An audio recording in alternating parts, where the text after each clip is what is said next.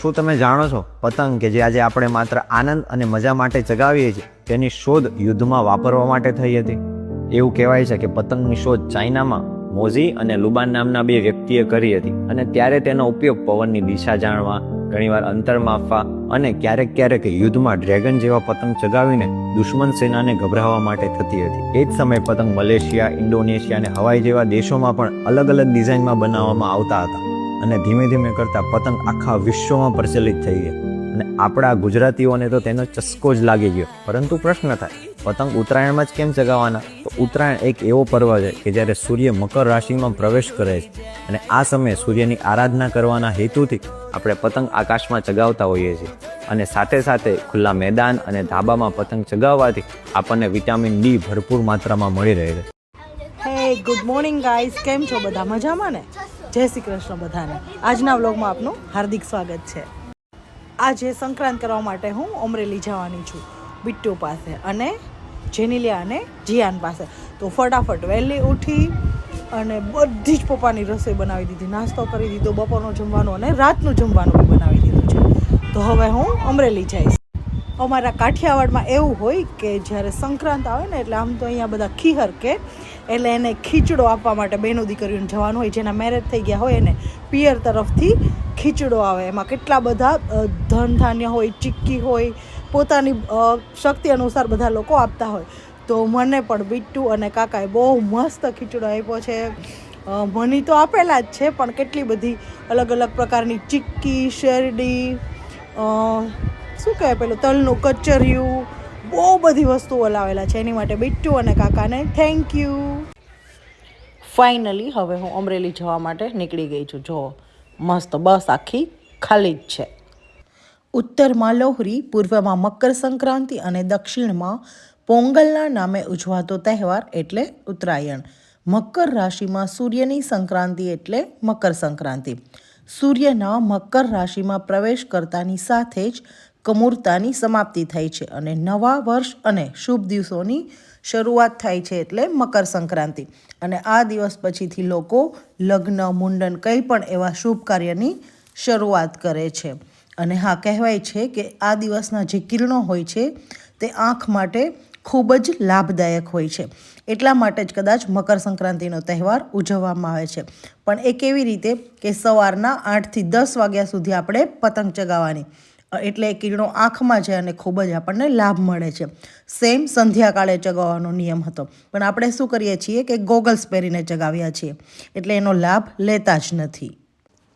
Finally હવે દક્ષ મને લેવા માટે આવી ગઈ છે એટલે અમે લોકો હવે ઘરે જઈએ છીએ. કેટલા બધા બલૂન્સ, ટેડી બિયર, ફિશ જીયાન પાસે છે છતાં પણ લેવડાવવાનું તો હોય જ એનું. બહુ બધું આવું ભેગું કર્યું છે એણે. જેનિલિયા છે ને મારી જેમ મેકઅપનો ખૂબ જ શોખ છે.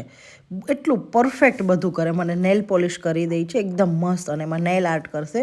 આપણે આમ જોતા જ રહી જાય, જરાય બહાર ના નીકળે એટલી મસ્ત નેલ પોલિશ કરે. Thank you જેનાબેન.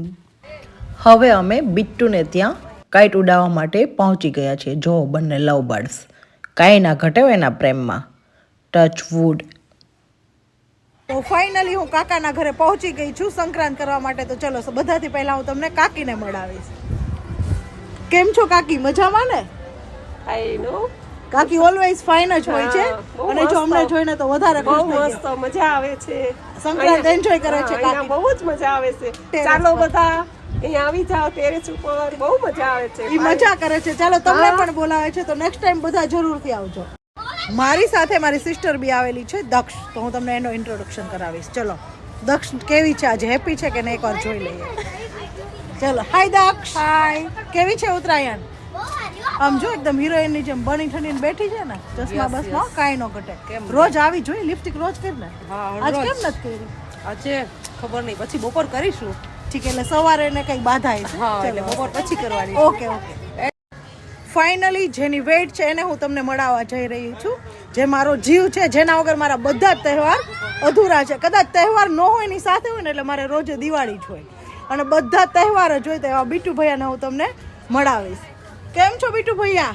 એકદમ first class. Hey guys, happy Uttarayan all of you. આજે તો દીપ્તિબેન આવી ગયા છે એટલે હેપી નહીં પણ ડબલ હેપી ઉત્તરાયણ થઈ જાય.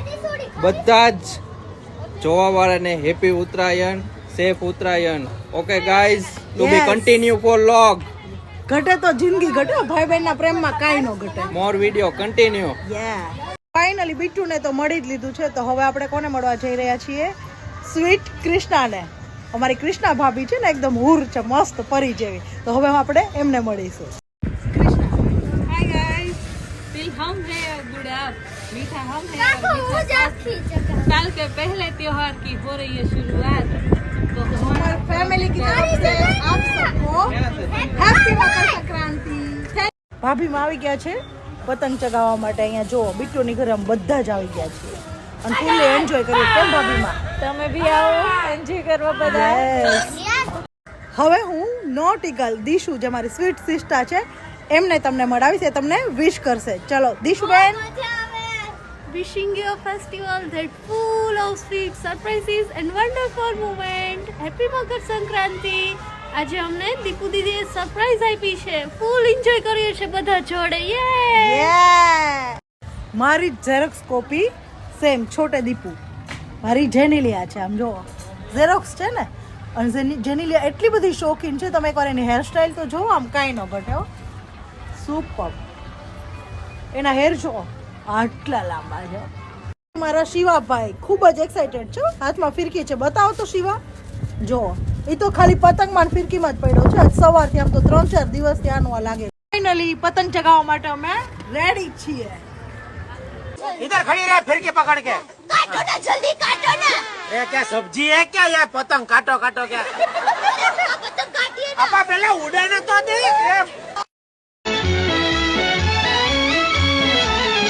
चली चली रे पतंग मेरी चली रे चली चली रे पतंग मेरी चली रे चली बादलों के पार होके डोर पे सवार सारी दुनिया ये देख देख चली रे चली चली रे पतंग मेरी चली रे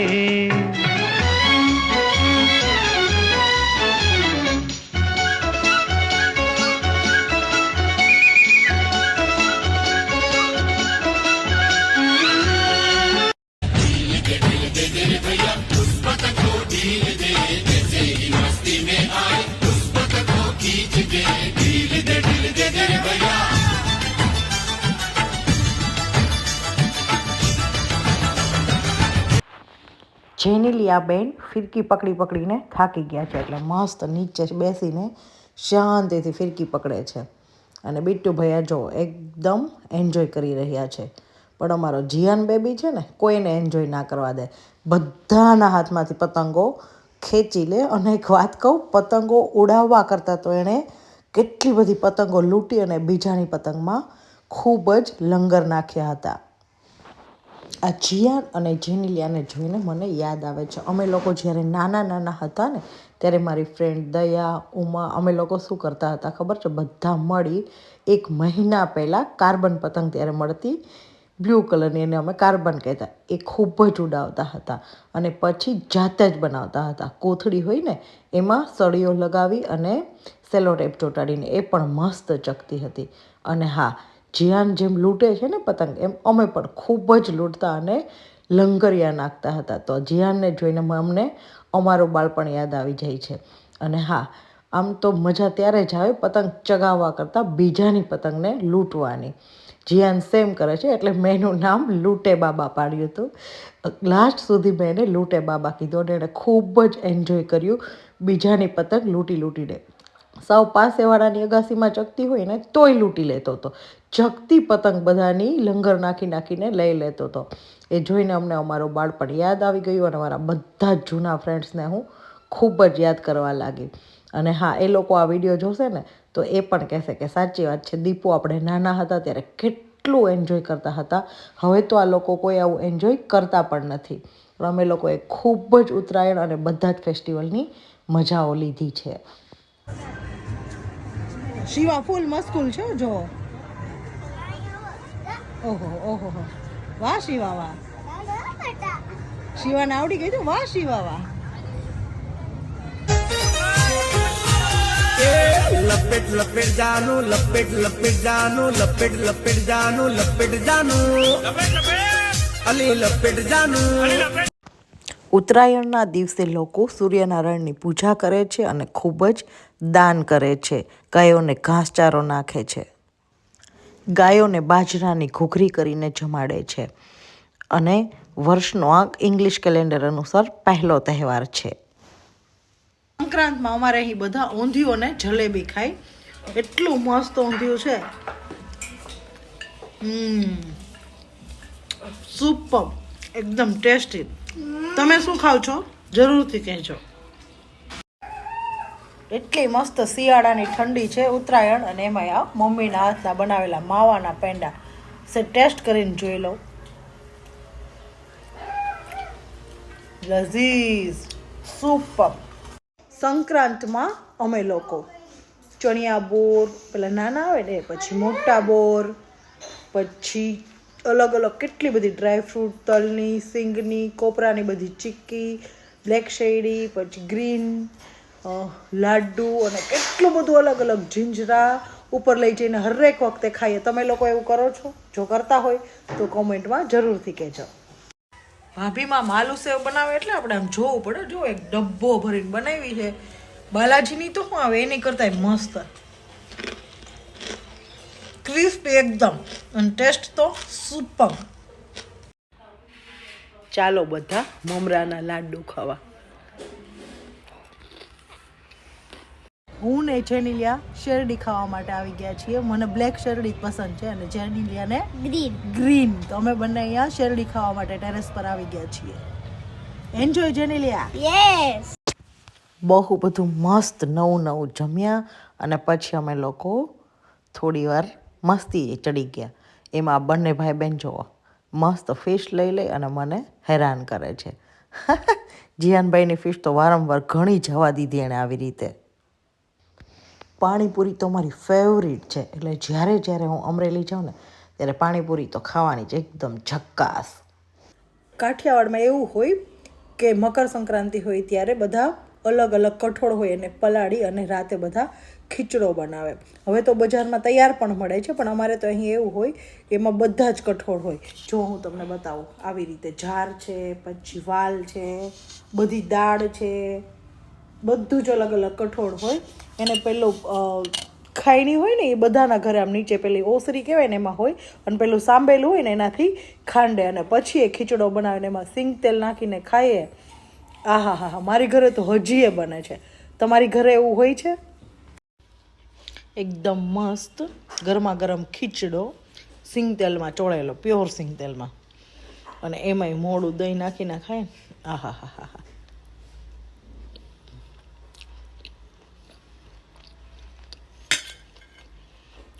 અને સવારે ટાઢો ખીચડો ખાવાની કંઈ મજા આવે. સવારે હું ખાઈશ, મને ખીચડો બહુ જ ભાવે. પતંગ ચગાવવા કરતાં લૂંટવાની બહુ મજા આવે. નાના હતા ને ત્યારે આવી રીતે આ બજારમાં મળતી, આને લસ્સી કહેતા, અને અત્યારે જો હું બનાવું છું. અમે પાક્કા ગુજ્જુ છીએ હો, એટલા માટે કોઈ પણ તહેવાર હોય પણ ફટાકડા તો ફોડવાના જ અને ગરબા તો રમવાના જ, દિવાળી હોય કે ના હોય. આજે હું અમરેલી તો આવી, પણ પપ્પાની યાદ બહુ જ આવતી હતી. ચલાલા એકલા હતા એટલા માટે. તો જલ્દી ફટાફટ એમ થાય છે કે પાછી ચલાલા જતી રહો. જીવ મારો આખો દિવસ ત્યાં જ હતો, અને અત્યારે ફાઇનલી હું ને મમ્મી બંને ચલાલા જઈએ છીએ. તો અમરેલીના બસ સ્ટોપમાં અમે લોકો આવી ગયા છીએ. ક્યારના વેઇટ કરી પણ બસ આવતી જ નથી. ત્રાસ એક તો આ બસ ના. શું કરવાનું, અમરેલીનું બસ સ્ટોપ એટલું મસ્ત બનાવ્યું છે, આમ કાંઈ ન ઘટે. જો સુપર, એકદમ ક્લીન એન્ડ ક્લિયર હો, મસ્ત. 1.5 કલાકની વેઇટ કરી ને બસ સ્ટોપમાં, ત્યારે આ બસ આવી. એકદમ ત્રાસ પામી ગયા છે તું આ બસથી, અને એમાંય તે બસ સ્ટોપમાં લાઇટ જતી રહી હતી. ગોડ, ફાઇનલી ઘરે પહોંચી ગયા છીએ. બહુ જ લેટ થયો. આઈ થિંક 1.5 કલાક જેવું બસ સ્ટોપમાં ઊભું રહેવું પડ્યું. એકદમ કંટાળો આવી ગયો, હેડેક થઈ ગયું છે. માંડ માંડ પહોંચ્યા. આવીને બધું પપ્પાને માલિશ કર્યું, એક્સરસાઇઝ કરાવી, અને ફાઇનલી હવે હું સુવા માટે આવી ગઈ છું. એટલા માટે બધાને good night, sweet dream, take care and જય શ્રી કૃષ્ણ. તો આવા જ નવા નવા વ્લોગ જોવા માટે મારી ચેનલને લાઇક કરો, શેર કરો એન્ડ સબસ્ક્રાઈબ કરો.